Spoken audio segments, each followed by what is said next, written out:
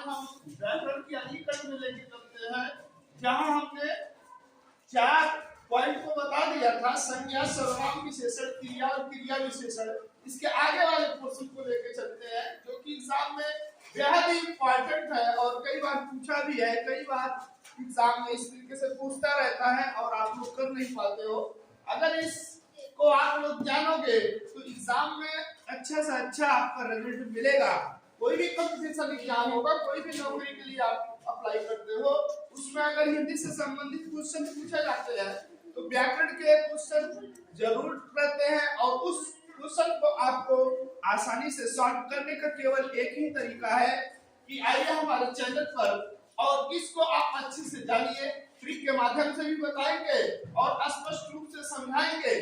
जिस तरीके से आप अगर अच्छे से इसको समझ जाते हो, फिर आपको ना तो ट्रिक की जरूरत होगी और ना ही किसी और चीज की माध्यम की जरूरत होगी। केवल आप सेंटेंस देखोगे और उस सेंटेंस से संबंधित, उस वाक्य से संबंधित जो पूछा गया है उसका अर्थ निकालोगे और टिक लगा दोगे, वो 100% क्वेश्चन आपका सॉल्व हो जाएगा। तो आइए हम आगे देखें क्या क्या मैं पढ़ा चुका हूँ इस चैनल पर और आप पढ़ चुके हैं, और नहीं पढ़े हैं तो चैनल को आप खोल करके उसको पढ़िए। उसमें बहुत सारी चीजें हमने दिया है और बहुत सारी चीजें इंपॉर्टेंट भी दिए हुए हैं, उसको आप करेंगे, उससे आपको जरूर लाभ मिलेगा। आइए क्या क्या पढ़ा है हम उसके बारे में चर्चा करते हैं। सबसे पहले हमने संज्ञा के बारे में बताया था, दूसरा है सर्वनाम, इसके बारे में बता चुका, फिर तीसरा विशेषण, ये भी आपको पढ़ा चुके हैं, चौथा है क्रिया, ये भी हमने बता दिया, क्रिया विशेषण ये भी बता दिया। आज हम संबंध बोधक के बारे में बताएंगे कि संबंध बोधक होता क्या है और ये किस तरीके से वाक्य में रखे जाते हैं और किस तरीके से वाक्य को संगठित करते हैं, इस चीज के बारे में बताएंगे। तो संबंध बोधक की अगर हम परिभाषा की बात करें, अगर डिफिनेशन की बात करें, तो इसका मतलब ये है कि जिनसे संज्ञा को सर्वनाम का संबंध वाक्य दूसरे शब्दों से जाना जाता है उसे हम संबंध बोधक कहते हैं।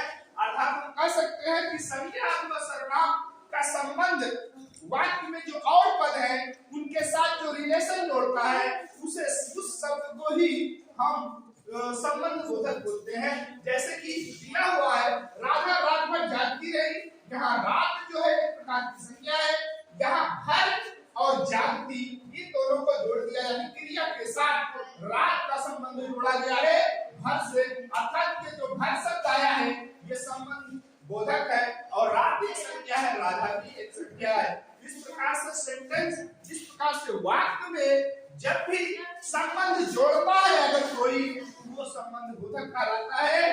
आप हर वाक्य में यही देखेंगे कि जो जोड़ा जाता है एक दूसरे से, यानी संज्ञा या सर्वनाम का संबंध दूसरी क्रियाओं के साथ जब हम जोड़ देते हैं तो उसी को संबंध बोधक बोलते हैं। इस प्रकार से बच्चों, जब भी संबंध बोधक की बात आती है तो आप ध्यान रखिए, आप उस वाक्य को अच्छे से पढ़िए और उसमें गेस लगाइए कि कौन सा संबंध बोधक है, कौन सा ऐसा शब्द है जो संज्ञा या सर्वनाम को अन्य पदों से जोड़ रहा है, उसको हम संबंध बोधक कहेंगे।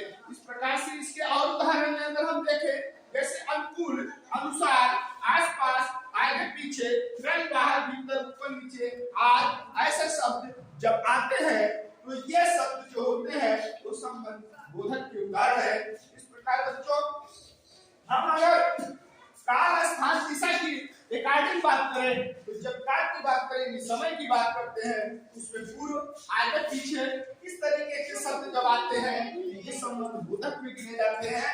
दूसरा है स्थान, स्थान बाहर भीतर, अंदर बाहर, इस प्रकार के शब्द ये इंडिकेट करते हैं कि वो किस स्थान पर है और संज्ञा या सर्वनाम का संबंध अन्य पदों से जोड़ने का काम करते हैं। तो ऐसे शब्द संबंध बोधक में ड्यूटी होती है। तीसरा नंबर हमने रखा दिशा, दिशा जो है वो भी इधर उधर दाएं बाएं इस प्रकार की जो बात करते हैं, दिशाओं की बात की जाती है। अगर किसी वाक्य में आया हुआ है वो एक दूसरे का संबंध जोड़ रहा है संज्ञा सर्वनाम से, तो ऐसे शब्द भी हमारे संबंध बोधक में कहलाते हैं। तुलना, अगर किसी एक दूसरे से तुलना की जा रही है, अपेक्षा की जा रही है या समानता दिखलाई जा रही है, अगर ऐसे शब्द का इस्तेमाल इस्तेमाल किया गया है, वहां भी हमारा वो संबंध बोधक ही होगा, अर्थात तो शब्दों को एक दूसरे से जोड़ देगा। फिर साधन अगर किसी के माध्यम से सेंटेंस को जोड़ा गया है, जैसे द्वारा से, इस प्रकार से अगर साधन दिखाया गया है, वो भी हमारा संबंध बोधक शब्द कहलाएगा। इस प्रकार से हेतु कारण यानी हेतु लिए जैसे शब्द अगर आए तो ऐसे शब्दों के लिए भी हम संबंध बोधक का शब्द का इस्तेमाल करेंगे, उसी को हम संबंध बोधक कहेंगे। बच्चों, हमने संबंध बोधक के बारे में समझा कि संबंध बोधक होता क्या है, तो फिर से हम समझ लेते हैं कि संज्ञा या सर्वनाम का संबंध अन्य पदों से जोड़ते हैं, वही शब्द हमारे संज्ञा बोधक संबंध बोधक कहलाते हैं। इस प्रकार से बच्चों, आज हमने संबंध बोधक के बारे में बताया। संबंध बोधक क्या है, जैसे राधा रात पर क्या की रही, या घर शब्द आया है, ये घर शब्द जो है संबंध बोधक का उदाहरण है। इस प्रकार से अगर कोई और सेंटेंस ले ले, जैसे मोहन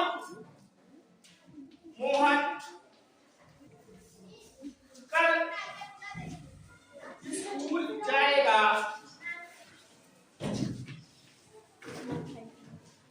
यहाँ अगर कल की बात करें, ये भी संबंध को जोड़ रहा है, टाइम को जोड़ रहा है। इस तरीके से जब भी ऐसे शब्द जोड़ने का काम करें संज्ञा सर्वनाम का, तो यही हमने यही देखेंगे कि यही हमारे शब्द जो कहलाते हैं, ये संबंध बोधक शब्द कहलाते हैं।